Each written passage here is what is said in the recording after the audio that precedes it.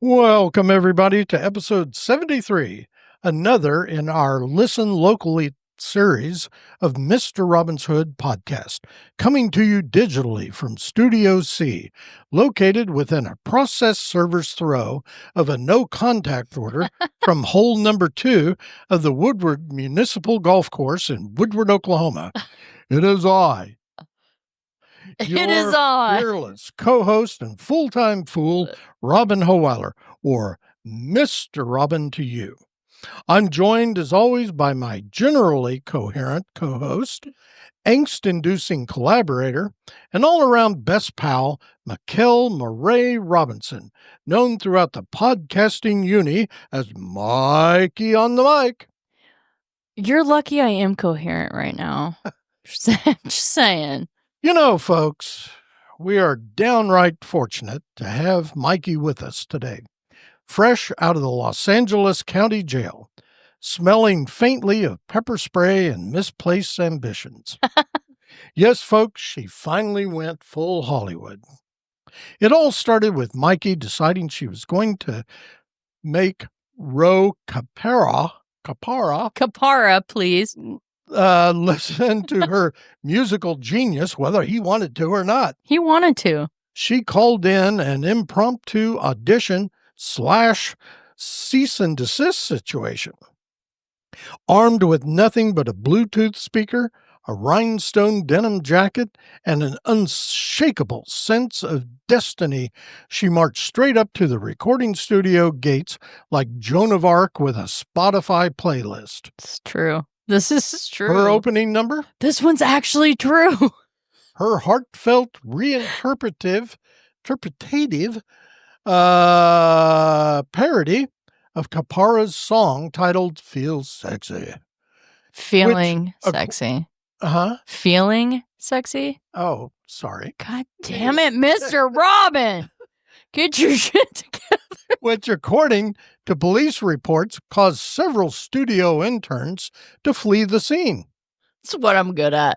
She followed that up with Chapel Roan's Pink Pony Club, performed astride a rented mechanical pony she towed in with a U-Haul trailer and enough D-cell batteries to light up Sunset Boulevard.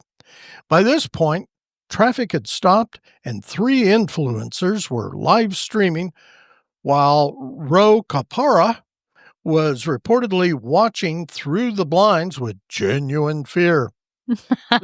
He would be scared of me. The situation took a turn when Mikey, mid-pony gallop, shouted, "You don't ignore my art, Ro! You collaborate with it!" The Los Angeles Police Department disagreed. So, yes, she's back. The LAPD was like, fuck you, Mikey. So, yes. And your giant pink pony. As they're lobbying tear gas. Yeah. Yeah, they're bug bombing my pony. It's like the giant Trojan horse that went, but I'm like inside of it. Like, you can't get me in here. She's back fresh from Los Angeles County lockup. Yeah. Out on bond. I've gone dust my shoulders off. Still humming her own soundtrack and probably plotting her next move. Her only comment to the press upon her release, they can cuff the artist, but they can't arrest the muse. That's right. Over to you, Mikey.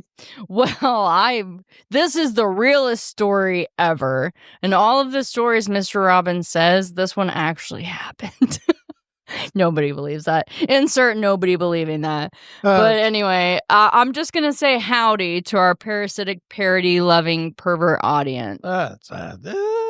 Yay! Bow. So we're joined today by... Wouldn't it be cool if I could get these flies to bow? We're joined today by fucking a very assholes. Special guest, Cierra Watson, who was born on Halloween in Texas. Spooky. Which means she probably came into this world dressed as a tiny cowgirl goat. Oh my God. Yes. I'm telling you, that's she's the cutest. Right there. That is. The oldest of 6 kids. She played basketball at Missouri Valley College in Marshall, Missouri. In Yeah, where she perfected the art of dribbling while avoiding actual ghosts. Then, plot twist, she found herself at Southwestern Oklahoma State University, where she soon discovered her true calling, making drinks that are shaken, not scared. In between, she also worked at the Drunken Oyster in Amarillo, Texas. Which was a super fancy establishment. Yeah, that's really cool. Yeah. Currently, here we go. Currently, she's slinging cocktails at the Patriot Pub, or as the cool kids and sleep-deprived podcasters like me call it, the Pat. Right here in Woodward, Oklahoma. When she's not crafting liquid courage, Cierra is a musician who's been playing just for the love of it, which is adorable and completely impractical in this economy. We're going to see if we can't change that. And by the way, I happen to know that you're a big Nirvana fan. Yes. I do among lots of other. She's more buried points in that, to you in my eyes. Yep. Welcome, Cierra. Thanks for gracing us mere mortals with your presence. Happy to be here. Yeah. I don't know if I live up to the expectations of Mikey over here. Oh, shoot. That was crazy, that story of LA. I'm sorry I missed that one. Tell me. I've been right there with her. I'm telling you, next time I'm inviting you, you are somewhat of my little soul sister these days. So I can't believe I think you were busy working. That's why I couldn't invite you to my LA shenanigans. But one day we'll get there for sure. So anyhow, we're so excited to have you here with us, Cierra, because you know, you're quite young, not a bad thing, but you've just done a lot of stuff. I mean, you've just kind of been around the world in a small sense, not saying that in a bad way, because same, but you know, spending your time in Missouri doing basketball and then going to Southwestern and then getting into the bar scene, so to say. I know you said your first bartending gig was at the Shed. Was that when you were 21? Like as soon as you were 21, did you start tending bar or soon after? Well, growing up, my family, I lived in Higgins. Yes. Great capital. No man's land for sure. Yeah, for sure. My grandpa actually owned a cafe there. Okay. Called the West of the Line. And so since I love that name. I've literally been serving tables. That was my first real job. And then I served at Pizza Hut. I served at Sonic. I was a Sonic car hop. My friend did the Sonic thing. Yeah, Janelle did the Sonic thing. Sonic was a lot of fun. We were young. That place was run by high school kids, which is probably why this Sonic's not open. Because the young children were running the Sonic. It was great, but it was a bunch of kids running it. But no, I've been serving forever. And when I got a job at the Shed, I actually was 19, 20. Oh, okay. So you started out as a server and then moved up. Well, I understand. Weirdly, we have some very similar stories to our past. I started working at a restaurant when I was 14, and I was a server as well. And I feel like people that have not worked in the service industry should. It should be mandatory thing to do because it's really hard work, is it not? I mean, people think, no, you're serving, boo, but it's like, no, this is not for the faint of heart. You know what I mean? Yes, 100%. I just feel like serving, it teaches you to understand people. Yep. You can get it from an early age. Yes, it takes time with anything, but sure, you'll learn all sorts. You'll meet different kinds of people. You'll see different kinds. It gets you a grasp on really how people work. Yeah. If anything. Very true. Very true. Yeah, and then you get to know people. And one of my favorite things is whenever you have somebody come in and the other server's like, I don't want to serve them. They're mean. And you're like, they used to be to me too, but we've worked past that. You know what I mean? So sometimes you can bridge a barrier between people that, you know, you normally wouldn't do if you weren't kind of forced to, in a weird sense. Yeah, and, like, that's the biggest thing is, like, servers, like, the whole server pay thing that goes everywhere. Everyone's always saying, like, they make this and make that. But honestly, serving, I feel like you can make as much money as you put into it. Very true. Like, how you give the customers a Yep. sense of, like, and, like, it is just a restaurant, but everyone's gonna go to eat. It is like a job, Yeah. like, To me, eating is sacred.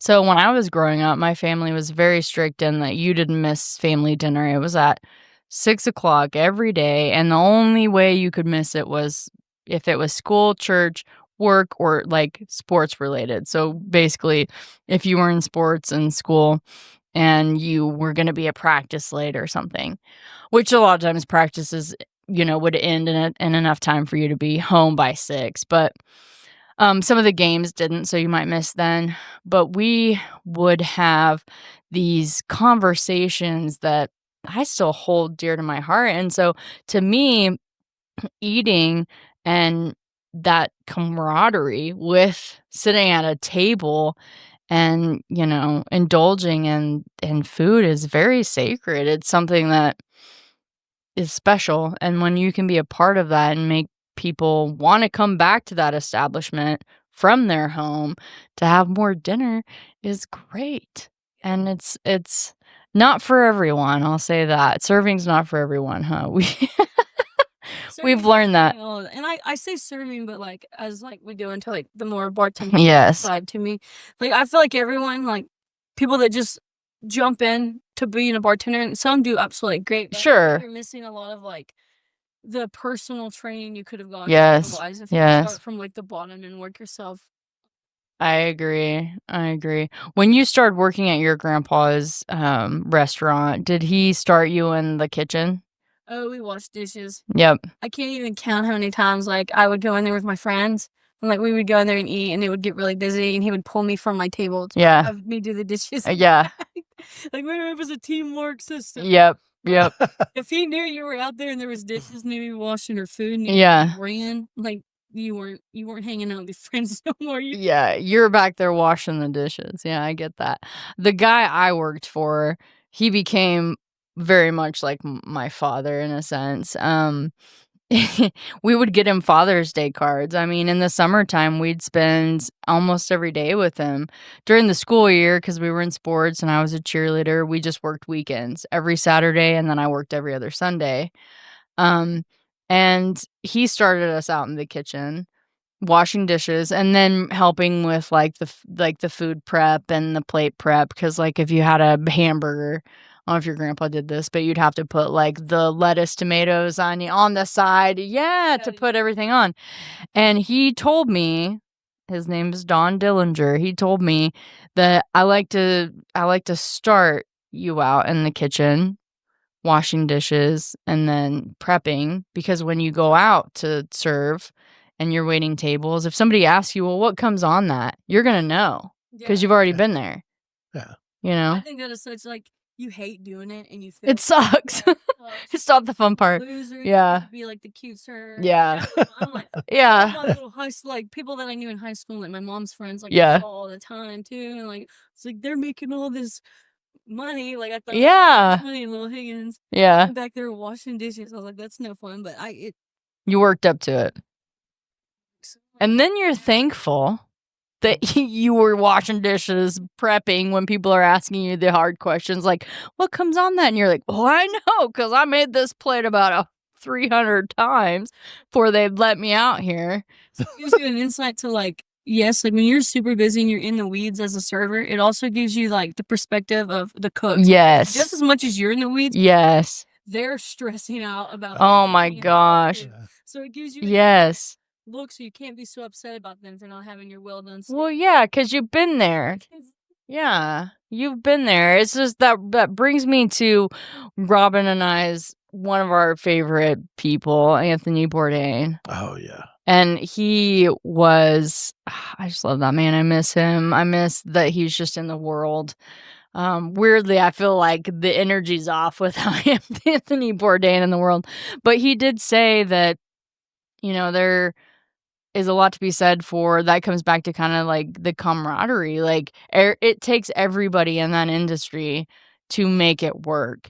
And if you don't understand what one or the other is going through, it's really hard to work as a team, And I always thought that was great that he said that, because not everybody gets it, but like as Cierra and I feel like you do too, Robin, understand when you've been there and you've done it,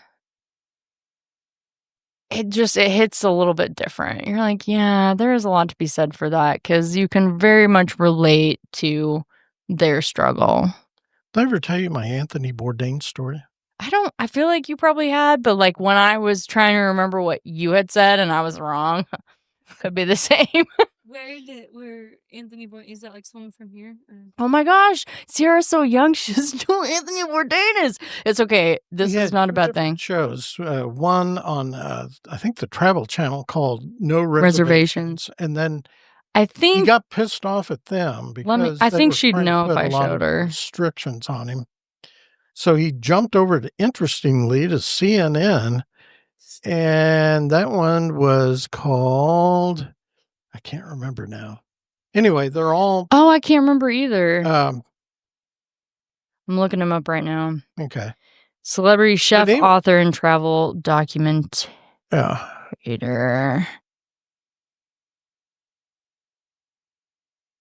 It's funny because when you first said that, I had a coworker at the shed. Actually, his name is Anthony Bourdain. Oh, so funny! He was the best line cook. Absolutely, he passed when I was working. It was like 2020, 2021. Yeah, he passed it, but he was absolutely great, and so it gave me like a flash. Did it flash you back? It was great. So, Kitchen Confidential: Adventures in the Culinary Underbelly. I think it was a book. Okay. Oh, my bad. Anthony Bourdain, No Reservations. Yeah. And then, and The Layover. Yeah, that was kind of an in-between. Yeah, The Taste, and then the one you're thinking of is Anthony Bourdain, Parts Unknown. That's it. Parts Unknown. So, at some point... recognize him? I don't. That's okay. I'm going to look him up when I get home. Oh, yeah, they carry him on... we're going to have to... I don't know if you have Prime, but... yeah, you can just type in Anthony Bourdain and his episodes are everywhere. He died in 2018. What were you doing in 2018? I was graduating high school. Yeah, so that her age would be why she's not the shows were very frank. Yeah. He was traveling all around the world and he was doing stuff. And he'd be in these really bad countries that treat their people badly. And he would say that. He said, this place is pretty fucked up. But in between, he was sampling cuisine, putting a little commentary on it, and then, they'd keep rolling. But I met him without knowing who he was. Oh, yeah, you did. You did. I remember this story, but tell it again. Atlantic City, New Jersey, which is just the worst place in the world, frankly. It doesn't live up to the song. Yeah, that's it. And yeah, no, it doesn't. Oh yeah, the Springsteen. Yeah, that was cool. But she knows Springsteen, so she's redeeming herself. No, I'm kidding.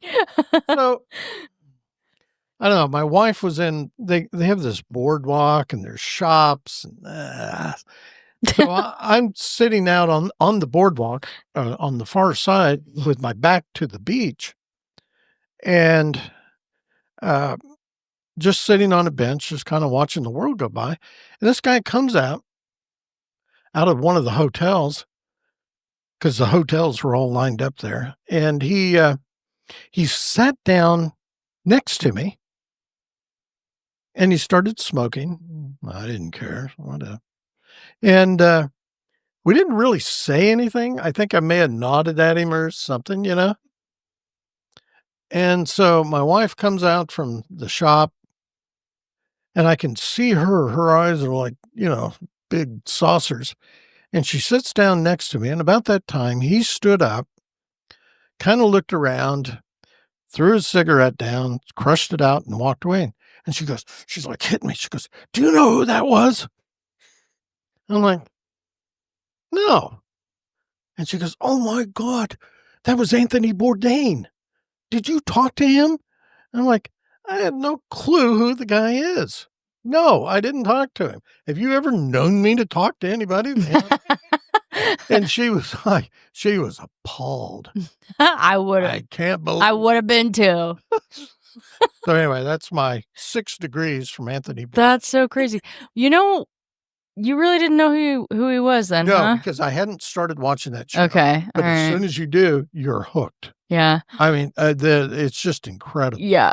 I don't even remember the first time I ever got onto Anthony Bourdain, but I loved watching anything food related. Oh my gosh, I'm a foodie. I'll eat just about anything except beets. Unless they're pickled, I'll consider it. But like, I loved that guy so much. So when he died, I was one of those people that cried about it.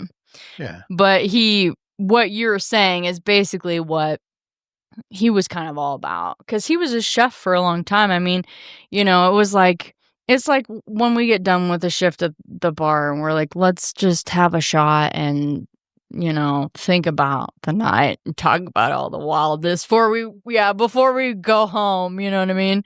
Because good Lord, what just happened?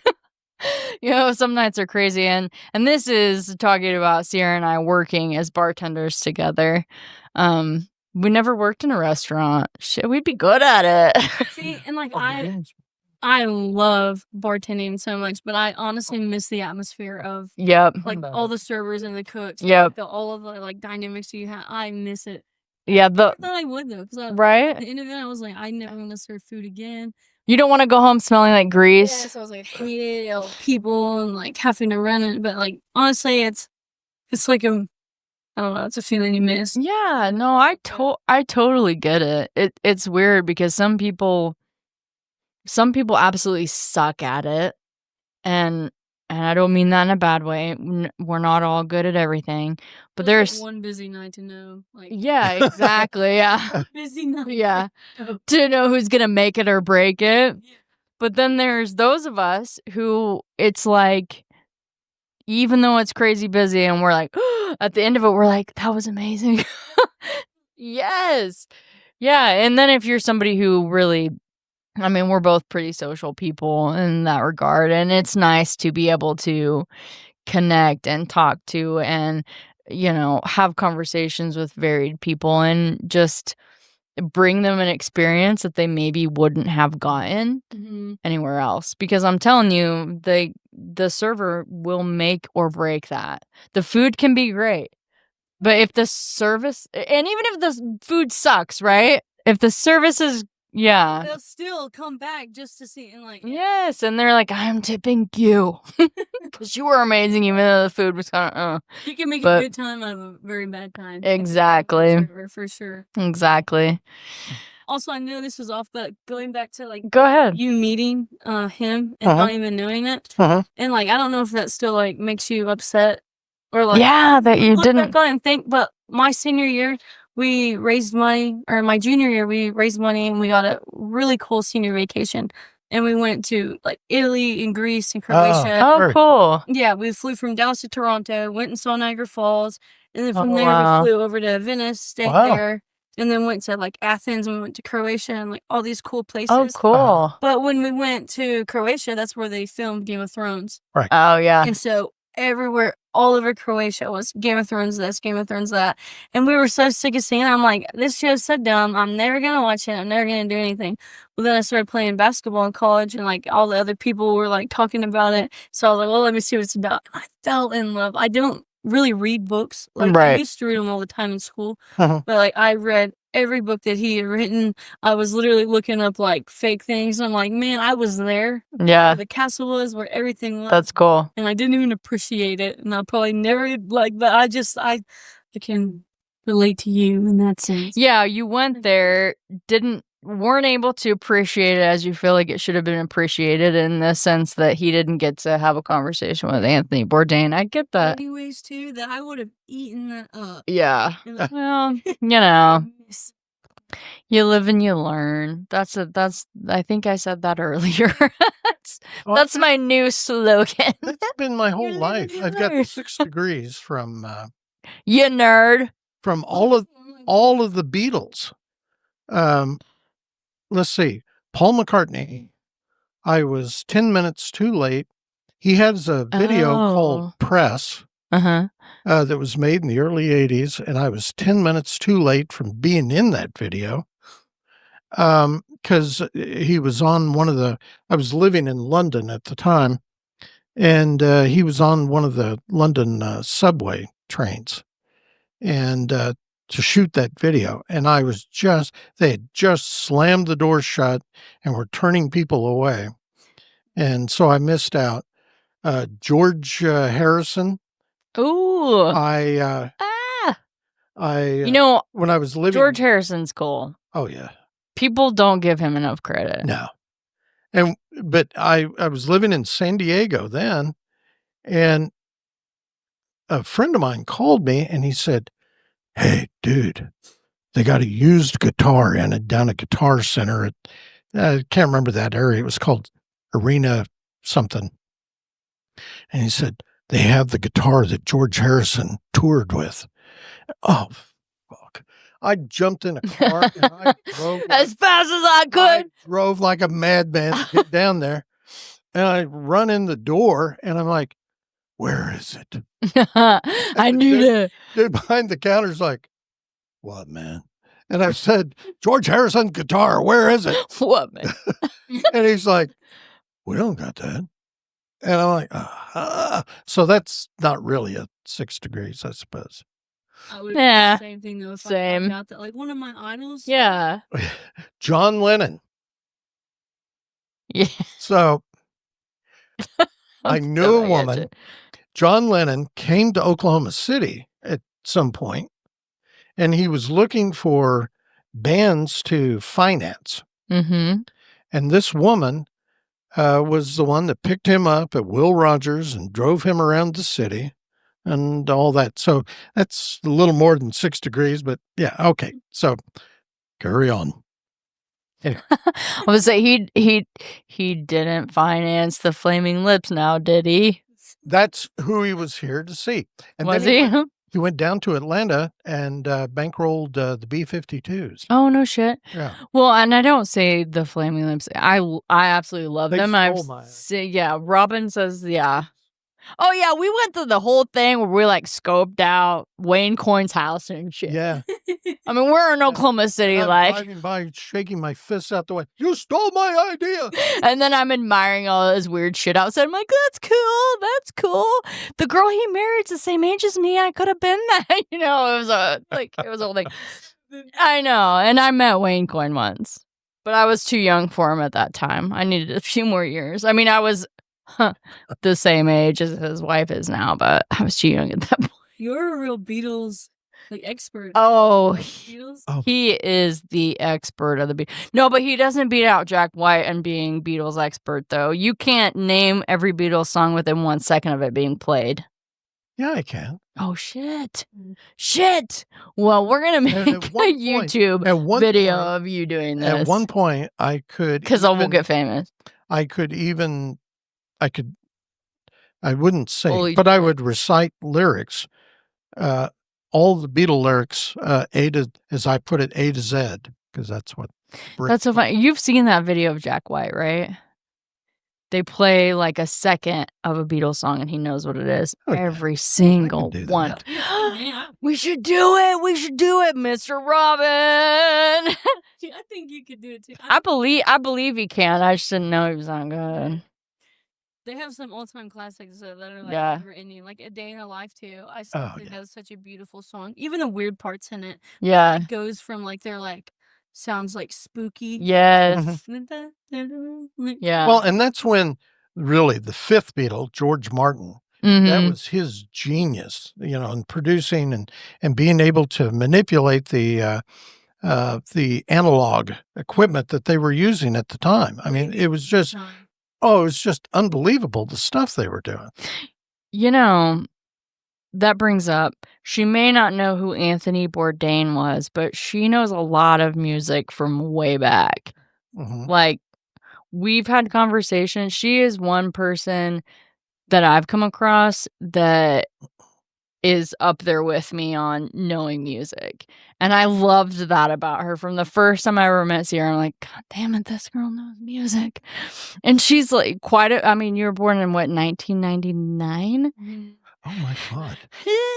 She's so young. And to be so varied in what she knows, like that's a true love of music. That's Yeah. a true, like, and I'm not a musician, but that doesn't mean you can't love music. So But what was the exposure there? Who kind of turned you? yeah, was your parents listening to it? I mean, or did you just seek it out? Yeah, I'm curious. Honestly, a lot of it, like, I have seeked out myself, but I grew up, like, my parents had us very young, and so they would throw, like, all their buddies would come over all the time when I was younger and, like, listen to all these music, and, like, I just grew up listening to all that, and, like, Yeah. my aunt, she loves the Beatles. I think, honestly, she could do, like, a She probably could do that too. She could give Robin and Jack White the run for their money. TV show, The Yellow Submarine.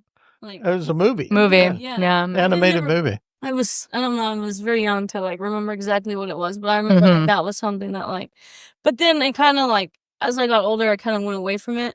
Like, not Mhm. away from it, I just wasn't, like, I went out on my own. I wasn't Sure. around it all the Yeah. time. Like, I listened to, like, the mainstream, but then I'd been singing, like, most of my I enjoyed it. Never really did it any, like, thing big or whatever, but I just loved it. And so then I like to expand on all of my music that makes, like, you feel something.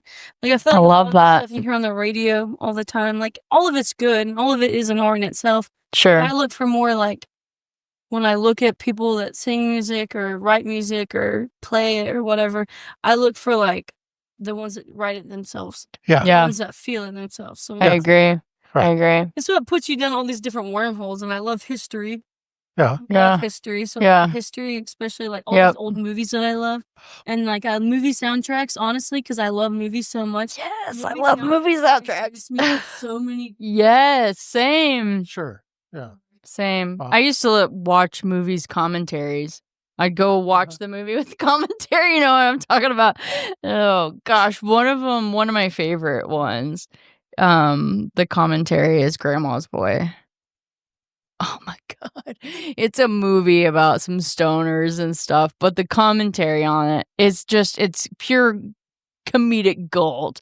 They're just talking about, their experiences making the movie, pretty much. So the movie's playing and all the actors are in there talking about the different parts of it. But then they also will talk about the music and why that was in there, and I'm with you on that. I love soundtracks. Huh. My brother loved this soundtrack, and I cannot remember it right now. Oh my gosh, I should know this. It was, oh dang it. Okay, I can't right now, but there was a movie and the soundtrack he loved, and I cannot remember the movie's name right now, so I totally just blew that. So, on to you. I cannot remember. Which is For the life of insane. me. Like, not that this was, like, my introduction into, like, music, but I never Sure. really knew how much I loved, like, listening and, like, different, like, history. Because honestly, this is so cringy too, but, like, I liked Eminem forever. And, like, when Oh, I like Eminem too. if it's a sports team or if it's, like, an artist or if it's something and I like everything it's about, I fixate on it. Oh, me too. Rogue Capara is my new fixation. So carry Like, on. I literally, like, absolutely go insane about it. I want to know everything I can know about it. Yep. Yeah. Same. I've found so many fixations through my life of just, like, Yeah, being so in love with something. I get that. And, like, honestly, a lot of music I got introduced to was I loved Eminem, and that was when MTV and VH1, like, Eminem had already been big, Slim Shady had already Sure, passed, but yeah. I watched the old VH1. Yes. MTV. When they played the old, the like, they would have, videos. yeah. They would do, like, the 100, and I would literally record each one so I could learn all the songs, all the Oh. stuff from there. I love that. Yeah, that's really awesome. And Eminem was really great and still is. Yeah, But he's he, really amazing. I've my always daughter been a fan was of Eminem. really hooked on him. And my now ex-wife actually had some issues, with the lyrics. And I was like, Sure, my mom made me send back the CD because it was explicit. yeah, well, she hears the same crap every day in public school. So but I love the way he wrote his lyrics. Mm-hmm. They have to follow a special sort of rhythm Mhm. pattern, and they've got to hit. That rhyme has got to hit that beat at that precise moment. And that's one of the things that makes him cool, besides just being cool, Yeah. is that, the music is just incredible. It takes it like different, like I feel like a lot of rap now, which I love music now too. Mhm. Sure. It's definitely not. It's evolved. It's different. It is very different. Yeah. Like each time has like different music, but like his is like straight. It's almost like poetry that he's doing. Yes. Yes. It was very Yes. fast. It was very fast and it was very everything, but like he rhymed everything with everything. Yep. And he was like a generational talent. Like they hadn't Yeah. seen that in hip hop before. No, they Yeah. really hadn't. And being such like a really white boy about it, he was, and I'm not trying to be like racist or anything like that, but he kind of took that and Trailer Park Girls run. yeah, I mean, Yeah. it's like the fact that he was who he was and made a name for himself and blew up the way that he did. Yeah. It's like you can't say that that's not some sort of raw talent. Yeah. Because not anybody could have done that. Or that You know what I day mean? you and I were out running errands for the museum, and we're jamming to what was it? No, it wasn't. Was it Eminem or? It was the song he did with Dr. Dre. Oh yeah. Nowadays, What the heck But nothing was that? turns out when you use your head. Dang it! I had it in my Gibberish. head, and now it's gone. That's how I felt earlier. I'm trying. Something it's just not the same without me. without me, yeah. Oh yeah. It's It's so empty without me. Stop for For me, me, so so everybody everybody just just- follow me, because you need a little Yeah. controversy, because it feels so empty without me. Yeah, that's Yeah. what it I think was. he's one you can play a second of every song he's ever written, and I even went. I was in junior high. Everyone's finding their own, but I was Are you like, sure? nobody liked Eminem in my school, so everyone like gives me like hell about it and stuff. They're like, remember when you had a big Eminem thing? I'm like, well, when I love something, I love it. Like, Yeah, I'm all in. Well, I'm gonna say, I guess I'll maybe date myself a little bit. I gotta look No, up. You're such an old hag. Oh, I was once, and maybe again. But when Eminem, let's see, I'm looking up on Wikipedia when they said that he made, like his start. So his years active are 1988 to present. What? Dude had to have been born there. Oh, 72. I feel like when he got big was the time I was in high school. the Slim Shady EP, the one before, I think it was called like The Revenant or something. You can Okay, the Marshall Mathers LP dropped in 2000, and the Eminem show was 2002. Encore was 2004. Well, in 2004, Encore is like the one that really blew him up, right? Or am I? Actually, the one that blew him up was the 1999 one, the Slim Shady EP.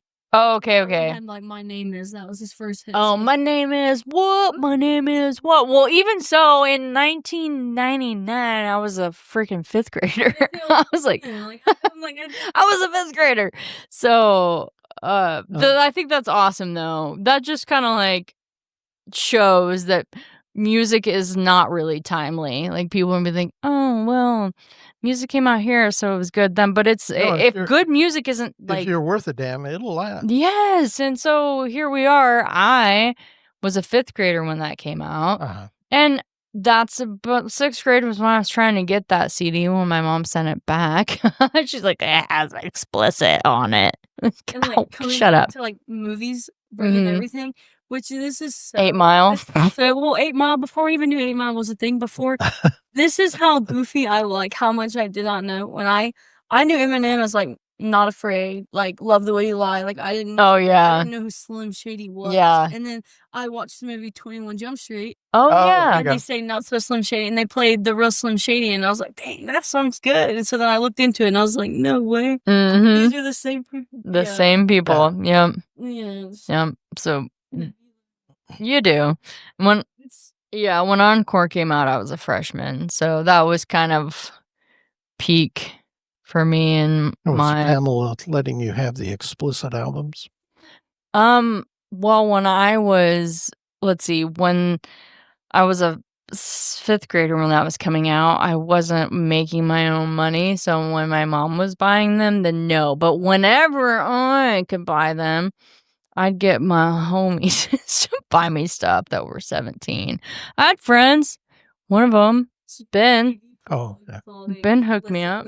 That's right. My friend Ben would hook me up. He was 21. He was hooking me up with all sorts of stuff. But no, he was an amazing soul, and I learned a lot from him musically too. He was a musician, and he's the one that really got me into punk.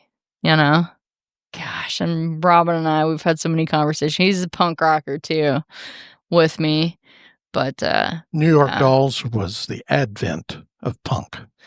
Yeah, but then you found somebody else, and you're like, maybe they were also there. Yeah, and honestly, I hadn't ever listened to that music, but I did the other day because Apple Music kind of twisted my arm and made me listen.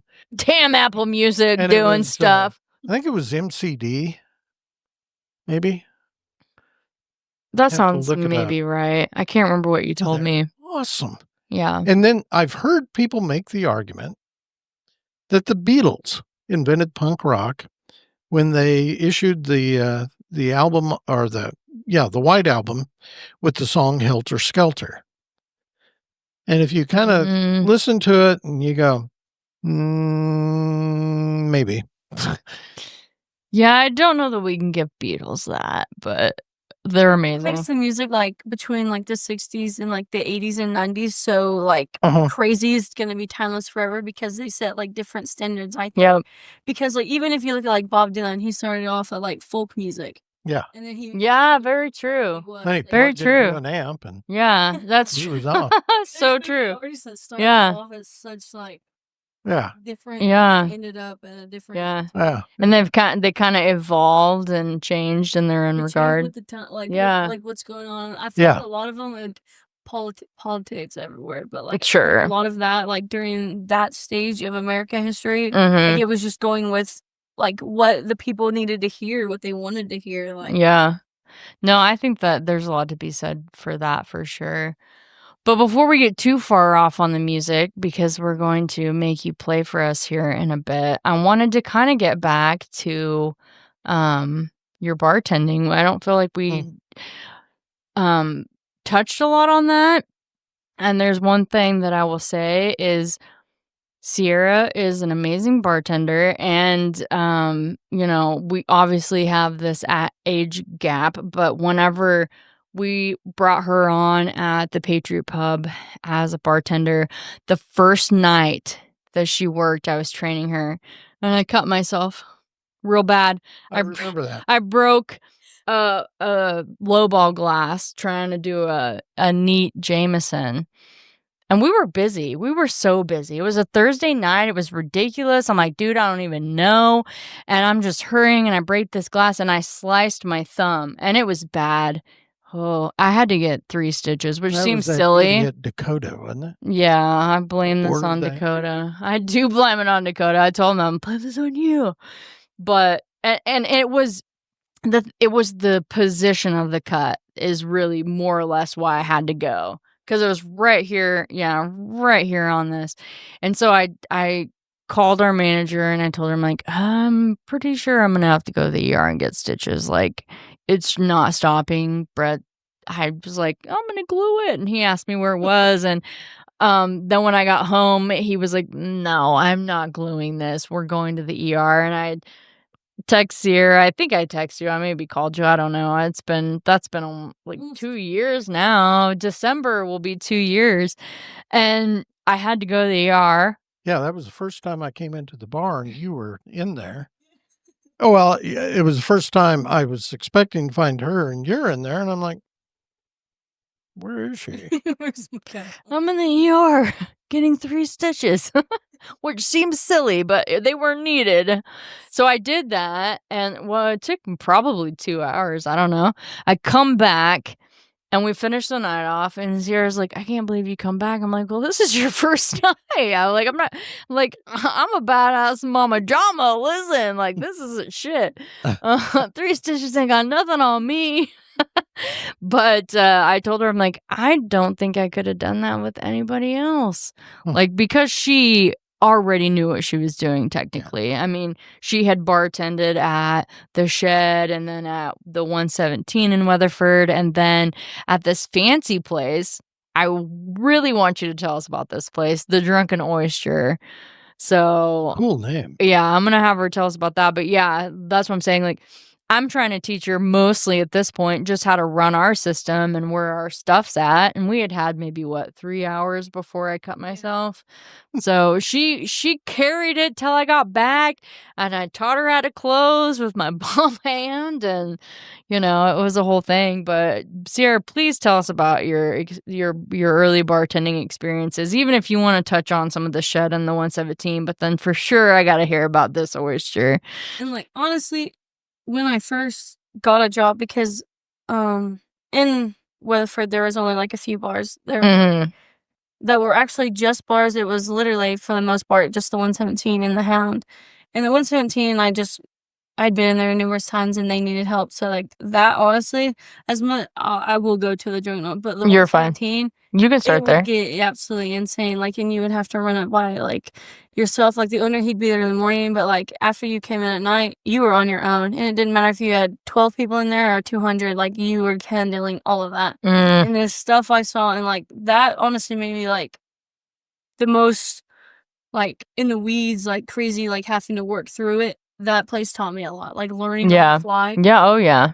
But then when I got the amazing opportunity to work over there, which Amarillo is like kind of like an up and coming, like they're trying to make more fine dining places. And like the lady that owns the Drunken Oyster, she also owns Savor and the Western Horseman Club over there, which Western Horseman Club was getting built when I worked there.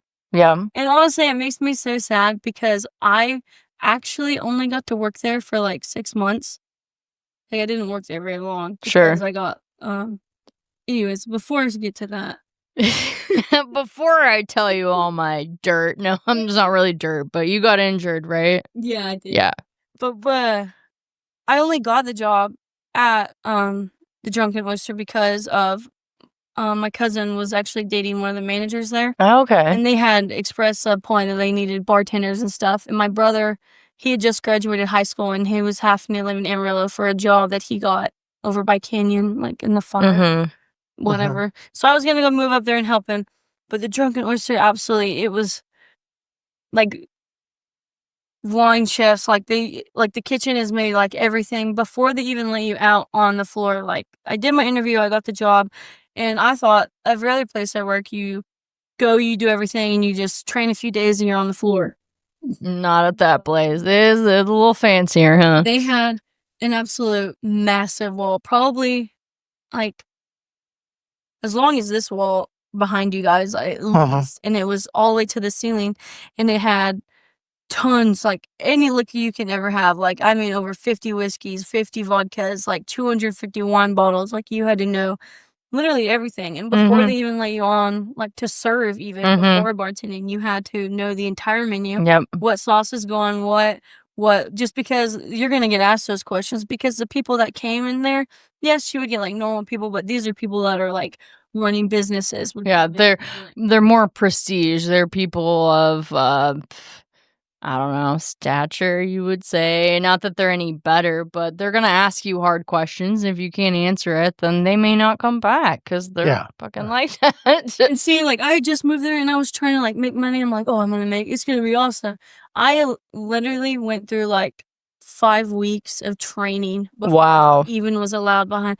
And like I knew how to make like green teas and like Long Island, like, you know, bar drinks. Yeah, sure. Like your normal, like regular bar drinks. Yeah. I like got the gist of like how to make an old fashioned and a Manhattan and a Cosmo and stuff. Like, I mean, they break it down to a science where like you either love it or you.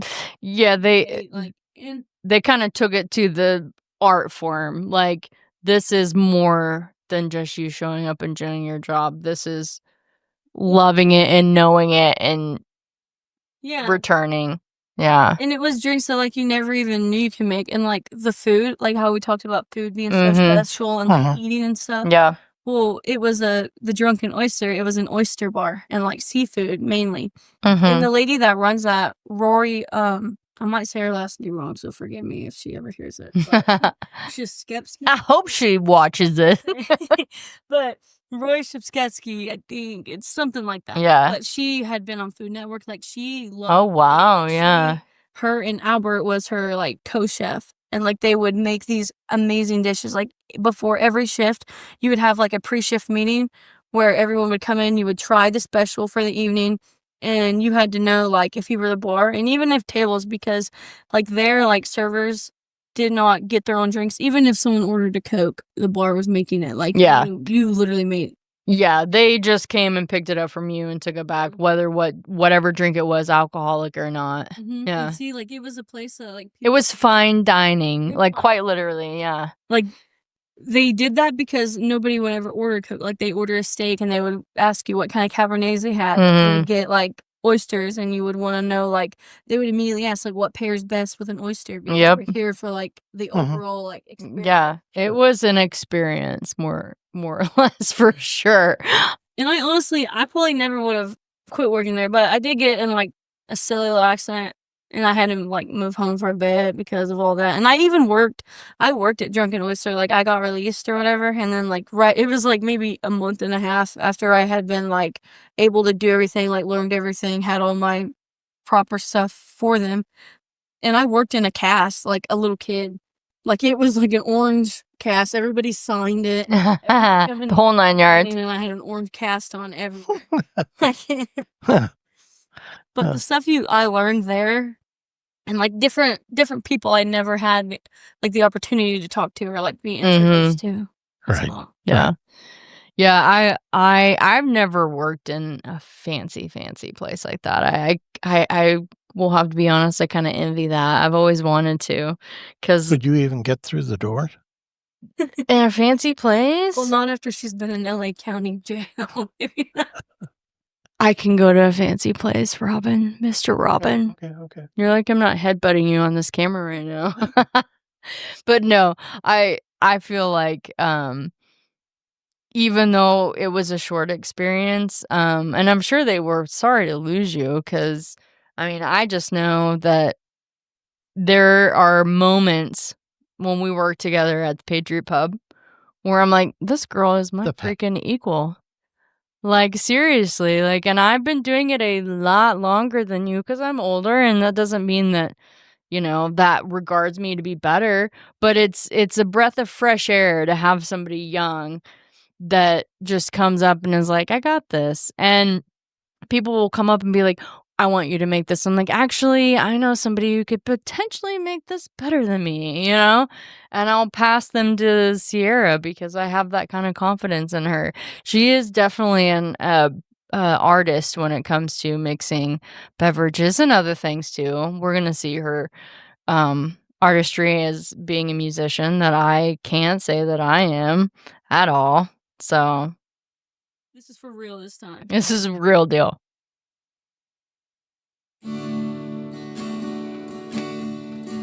You say that I drank too much.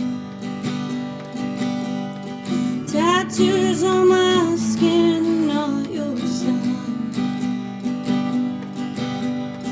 You didn't like cigarette on my kiss, but I hope that's something you miss. 'Cause I'm not slowing down for a while.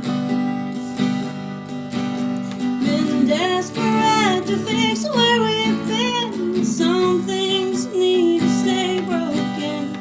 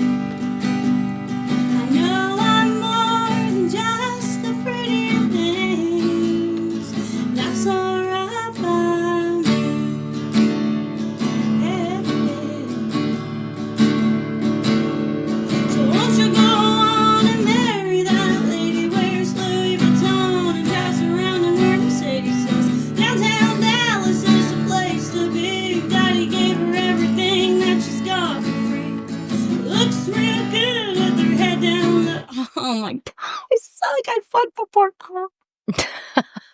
Yeah. Can you just start that part Yes, over? I can. I'm so sorry. Oh, you're fine. And worse things have happened, like me yelling at Robin. Alright, if we can fix that, okay. So don't you go on and marry that lady, wears Louis Vuitton and drives around in her Mercedes. Says downtown Dallas is a place to be. Daddy gave her everything that she's got for free. Looks real good with her head down low. Always minds her business down in your shadow. Kisses your ass like you wanted me to. Well, good luck, honey, he's all for you. 'Cause baby, you don't own me. You never could control me. The road you're on looks lonely, and I hope like hell it is. I'm never gonna be your Southern Texas wanna be beauty queen. And I'm never gonna be your old red dress, long leg, blonde hair, Southern dream. And I'm more than just the pretty things, and that's alright by me. Yeah, that's alright by me.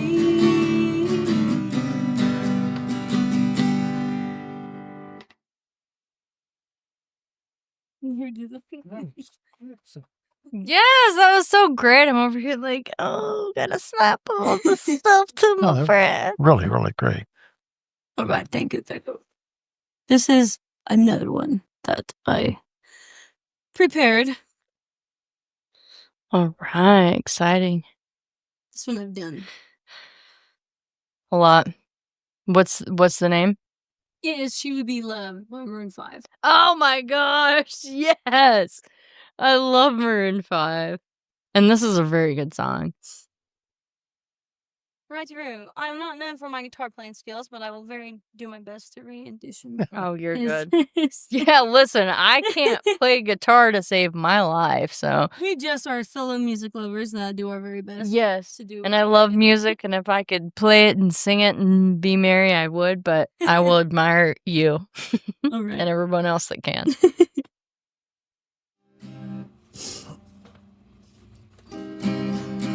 Beauty queen of only 18, she had some trouble with herself. I was always there to help her. She always belonged to someone else. I drove for miles and miles and wound up at your door. I've had you so many times, but somehow I want more.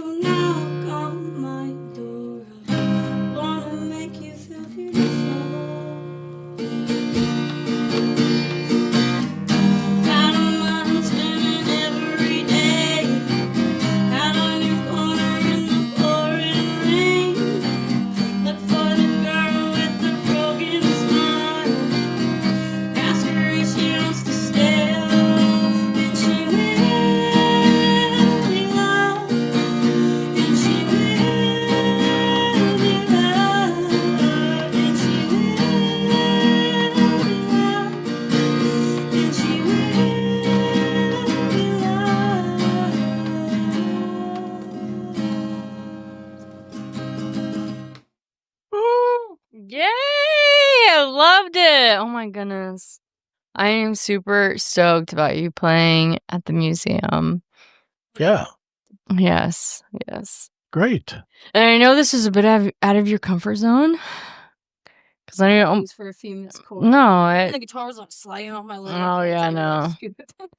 shit happens, and I know this isn't. Strengthen this. Oh, you're good. I know this isn't something that you do every day, so No, I love doing it. yeah, I know that. I know that it's not something you do all the time. So as normal things we don't do every day, we're gonna have a little bit of tiny little hiccups. But you did so great, and thank you so much. I mean, We really goodness, appreciate it. yeah, absolutely.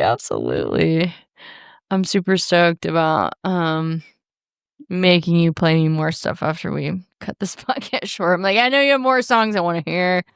So anyhow, thanks again, Cierra, for coming on, talking to us about all the goodies with your bartending and your musical stuff. And Robin, I'll turn it over to you to close up this wonderful podcast. I hope everyone enjoyed that. And if you didn't, fuck you. If you have any questions for how I am either today. Mikey or myself about today's episode or any other darn thing, you can email us at mr.robin@mrrobinshood.com or Mikey@mrrobinshood.com. Also, you can find us on Facebook at Mr. Robin's Hood Podcast. And please go follow us. We Yeah, need please. followers, and we need people that give a shit. Follow, like, subscribe. Yes, thank you, Cierra. Wow. What she said. Right. No, I'm not going there. This is the amateur hour here, in case you hadn't. And if you're not here for it, then whatever. We got this. Go back to RD over there. He hates that. Oh, Don't call me. as Don't call me always, that. you can also reach out to Mikey or me via Podophone at 580-827-1113. Maybe you just want to get something off your chest, or you're feeling some butt pain because of something we said during a podcast. Give us a call. Keep in mind that we aren't likely to answer, but you can leave a voicemail. Text us if you have a question, concern, complaint, compliment, suggestion, whatever. Just don't be a dick about it. In the meantime, tell all your friends to listen to this podcast as though their lives depend upon it. As always, you can stream or download episodes of Mr. Robin's Hood Podcast wherever you usually find that sort of nonsense. We're on iHeartRadio, Amazon Music, the Podbean app, Apple Podcasts, Player FM, Listen Notes, and Podchaser. You can also stream them directly from our Podbean website at mrrobinshoodpodcast.podbean.com for free. So we're going to close now by reminding everyone, as we always do, to stay hungry, stay foolish, and most importantly, Stay weird. Bye. Bye.